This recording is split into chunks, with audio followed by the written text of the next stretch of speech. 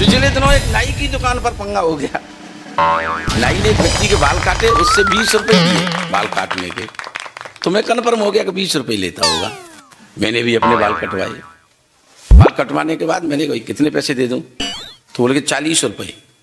अरे मैंने कहा 40 का है कि अभी सामने वाले से तूने 20 लिए, मुझसे 40 का है कि मांग रहा है? कि वो तो 20 मैंने मूड़ने के लिए थे। तो मैंने मुझसे 40 का है कि मांग रहा है कि 20 मूड़ने के और 20 ढूंढने के। वाह। तो हम गंजे लोगों के सर जो है ढूंढ ढूंढ के काटने पड़ते हैं, इसलिए हाँ टेंशन हो जाती है। अच्छा, मैं कोई यूं ही गंजा नहीं हो गया। एक बार मेरी इच्छा हुई, हमारे देश में जो ब्राह्मण जाति है उसके गोत्र बहुत होते हैं। मेरी इच्छा हुई कि मैं ब्राह्मणों के गोत्र जानूं। तो मैंने घोषणा कर दी, ब्राह्मण आए, अपना गोत्र बताएं और मेरे सर से एक बाल तोड़ ले जाएं। शुक्ला जी सुनना, बहुत आनंद है। इससे 2 फायदे होने को थे। एक फायदा तो ये कि मेरे सर पे कितने बाल बचे हैं उनकी गिनती हो जाएगी और ब्राह्मणों के गोत्रों का पता चल जाएगा। एक पंथ 2 काज मैंने घोषणा कर दी कि ब्राह्मण आए, अपना गोत्र बताएं। तो सबसे पहले दक्षिण भारत से एक पंडित जी आए, उन्होंने कहा कि मेरा गोत्र एक बेदी। तो मैंने एक तोड़ लो।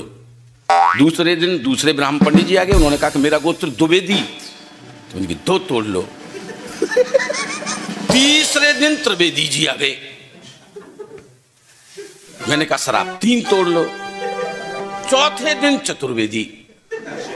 खतरा बढ़ता चला जा रहा। मैंने कहा सर आप 4 तोड़ लो। 5वें दिन पांडे जी।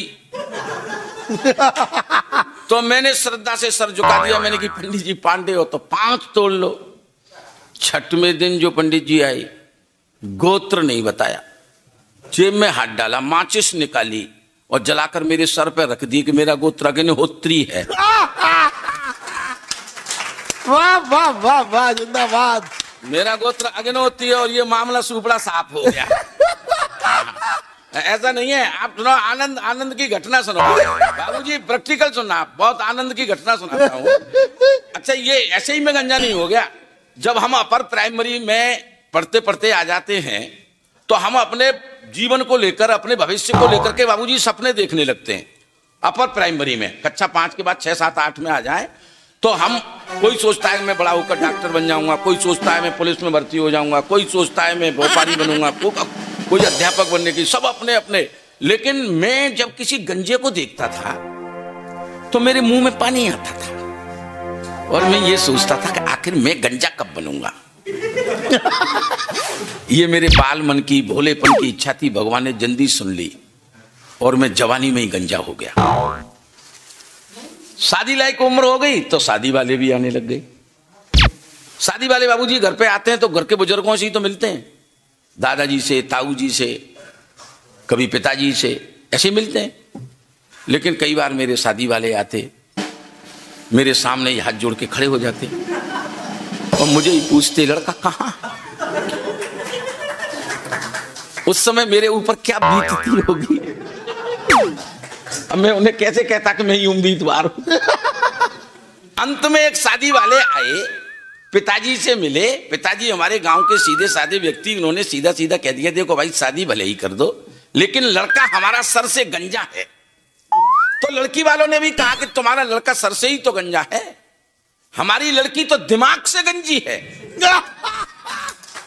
तो बात बन गई और सगुन के पैसे दे दिए। लगन का दिन तय हो गया। जिस दिन लगन आती है आप जानते हैं, लड़की पक्ष के लोग एक तरफ बैठते हैं, लड़के पक्ष के लोग एक तरफ बैठते हैं। घर की महिलाएं ढोलक वोलक वाद्य यंत्र लेकर के बैठ जाती हैं और गीत गाती हैं, मांगलिक गीत गाती हैं। जी स्वागत है। अब मुझे दूल्हा बना करके बैठा दिया गया है। इधर लड़की वाले बैठे हैं, लड़के वाले बैठे हैं, घर की महिलाएं सामने बैठ कर, मतलब बरामदे में या पर्दा वर्दा डाल के जो बैठती हैं वो भी बैठी हुई हैं। अब ढोलक बजने की आवाज आ रही है घूम घूम करके, लेकिन कोई महिला गीत नहीं गा रही है। अब गीत क्यों नहीं गा रही है, इसका एक रहस्य सुनना। उस समय वो जो गीत मांगलिक गाया जाता है वो प्राय ये होता है, रघुनंदन फूले न समाए, लगन आई हरे हरे, लगन आई मेरे अंगना, रघुनंदन फूले न समाए। अब कोई महिला इस गीत को इसीलिए नहीं गा रही है, रघुनंदन यानी रामचंद्र जी गंजे थे ही नहीं। अब वो महिलाएं इस गीत को कैसे गाएं? तो एक महिला कोई कवित्री टाइप रही होगी, उसने बात को बनाया और गीत को कुछ इस तरह से गुनगुनाया, और आनंद लेना है इसका। इसमें शुद्ध ठाके ढूंढने की कोशिश है। अपने गंजू फूले न समाए, लगन आई करे करे, लगन आई मेरे अंगना, सरगंजे के जुल्फे सोहे। असंभव, इसमें असंभव अलंकार है। गंजे के सर पे कुछ भी हो सकता है, जुल्फे नहीं हो सकती। जुल्फे आगे के बालों को कहा जाता बाबूजी, पीछे के बालों को जुल्फ नहीं कहा जाता। सर गंजे के जुल्फे सोहे जुओं की भरमार, ये भी असंभव, जुए पड़ ही नहीं सकते। अगर किसी गंजे के सर पे एक लंबा तगड़ा बाल हो और उसके बगल में कोई जू घूम रहा हो तो वो समझ लो जू जू नहीं बल्कि गंजे का चरित्र प्रमाण पत्र है। सर गंजे के, और ठाके की पराकाष्ठा तक पहुंचना। सरगंजे के जुल्फे सोहे जुओं की भरमार, भाभी जी ने हंस कर दिया कंगे का उपहार, लॉटरी लगी गंजे की, अपने गंजे झूले न आए, लगन आई हरे हरे, लगन आई मेरे अंगना। अब लगन चढ़नी थी, लगन चढ़ गई। लगन चढ़ने के बाद में बारात की तैयारी शुरू हो जाती है। सब अपने अपने नए कपड़े बात सिलवा करके लड़की के गांव में जाते हैं बारात लेकर के, लड़के को घोड़े पे बैठा करके। अब मैं घोड़े पे बैठा हुआ हूँ और निकासी निकल रही है।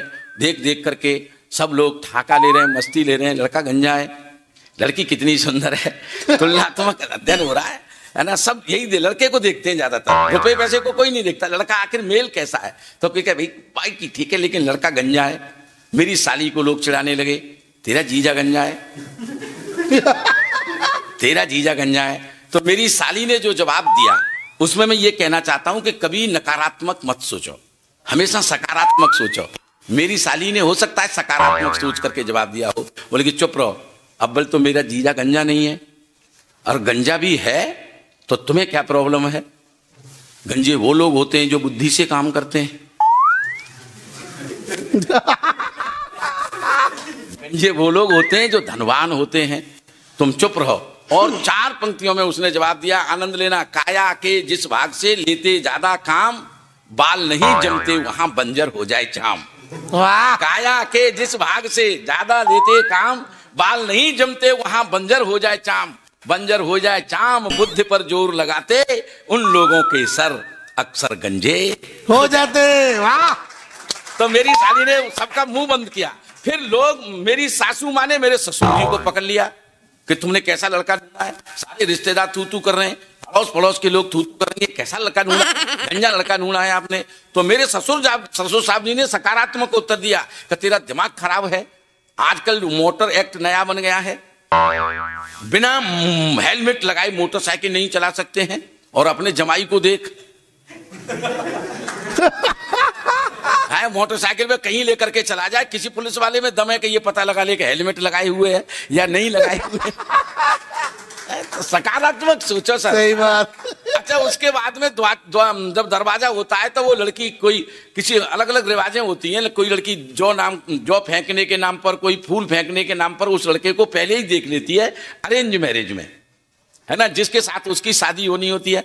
अब मेरी घरवाली की संभवतः उस द्वार, जब दरवाजा होता है उस समय जुगाड़ न लगी हो मुझे देखने की, तो वो अपनी सहेलियों से कह रही थी आखिर कैसा है जिसके साथ मेरी शादी होनी है, कुछ जुगाड़ करो। तो वो 3-4 सहेली साथ लेकर के, और इधर हमें बारात जहां रुकी थी जनमासे में पहुंचा दिया गया, और वो अपनी सहेलियों को लेकर के वहां जनमासे तक आ गई। और मैं सहरा वहरा उतार के नीचे रख दिया था, लेटा हुआ था। आते ही उसने सबसे पहले मेरे पैर छुए, पिताजी नमस्ते। बेड़ा गर्क हो गया। पाण ग्रहण के लिए आया था और चांद ग्रहण हो गया। तालियां बजा थोड़ी।